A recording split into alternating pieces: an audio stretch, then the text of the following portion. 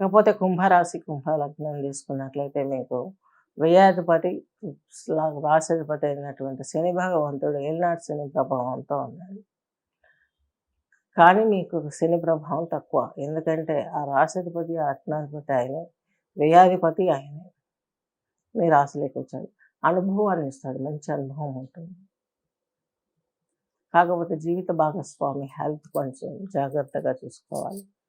సొసైటీలో ఉన్న వారితో రూడ్గా కాకుండా కొంచెం పొలైట్నెస్ ఉండాలి. ఉన్న జాబ్ విషయంలో కూడా కొంచెం మీకు జాగ్రత్తగా ఉందాన్ని మెయింటైన్ చేస్తే బెటర్ ఈ సంవత్సరం. అలాగే శని భగవంతుడు మీకు సప్తమాన్యతో పాటు మీ యొక్క తృతీయ క్షేత్రాన్ని కూడా చూశాడు. ఏదైనా చిన్న చిన్న పరిశ్రమలు పెట్టాలన్నా, బిజినెస్ స్టార్ట్ చేయాలన్నా పర్వాలేదు, బెటర్ ఆప్షన్.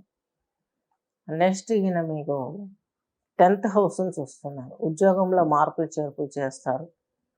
కొన్ని సొంతంగా పెట్టే అవకాశాలు కూడా ఉన్నాయి. కాబట్టి భూ సంబంధమైన క్రయ విక్రయాలు ఇలాంటి వాటిలో కూడా మీకు మేజర్ డెవలప్మెంట్స్ జరిగే అవకాశం ఉంది. కాబట్టి ఎలాంటి ఇబ్బంది పడే అవకాశం లేదు.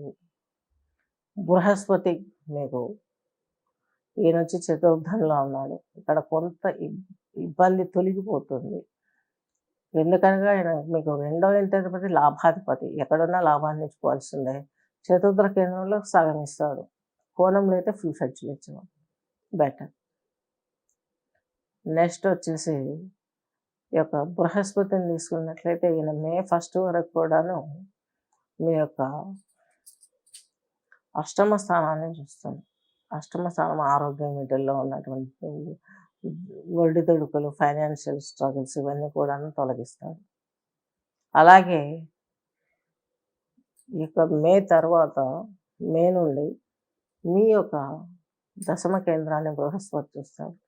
మంచి బెనిఫిట్స్ వస్తాయి. మేలో మీరు అనుకున్నట్టయితే కుటీర పరిశ్రమ లాంటిది ఏదైనా చిన్నవి స్టార్ట్ చేస్తారు.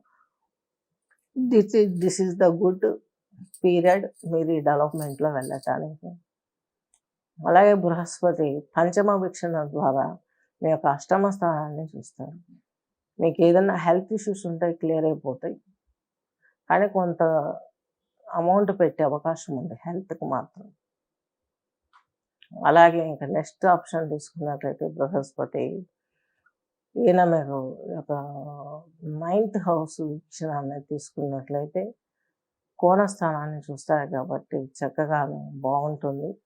మకర రాశిని చూస్తారు కోణ దృష్టితో.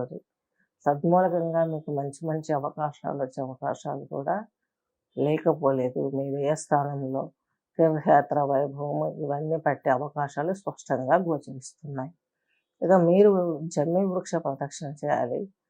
ఫైనాన్షియల్ గ్రోత్ కోసం జాబ్లో మాత్రం మీరు కొంచెం బాగా మంచి రూట్స్ కనిపిస్తున్నాయి. కాబట్టి కనిపిస్తున్నాయని మరీ ఓవర్ అయిపోకుండా కొంచెం స్లో చూసుకోండి. ఎందుకంటే శని కదా, సంవత్సరం కూడా న్యూమరాలజీ ప్రకారం శనికి సంబంధించిన సంవత్సరం వచ్చింది.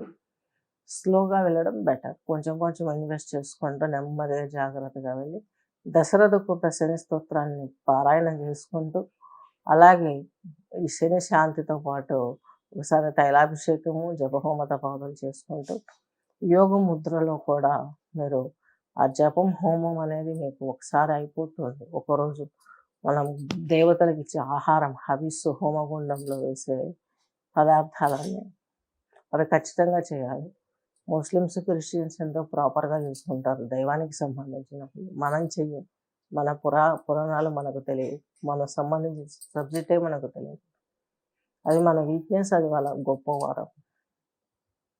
ఇవన్నీ ఆచరించుకోండి. ఎన్నో ఖర్చులు పెడుతుంటాం, పూజ దగ్గరికి వచ్చేసరికి అడ్డంకులు పడుతూ ఉంటాయి. అవుతుందా అని మనకే సందేహం, మనం ఇంకేం అప్లై చేస్తాం.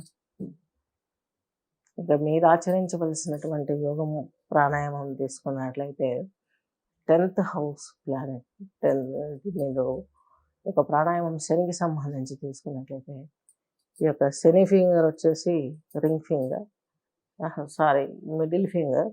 ఈ మిడిల్ ఫింగర్ని ఇట్లా ఫోల్డ్ చేసి ఇట్లా కూర్చొని దశరథ కృత శని స్తోత్రాన్ని వినండి.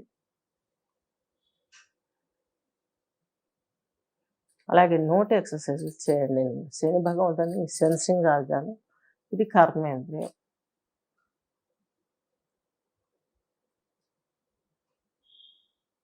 ఇవి చేస్తే శని భగవంతునికి శాంతించే అవకాశం చాలా వరకు మనకు స్పష్టంగా గోచరిస్తుంది.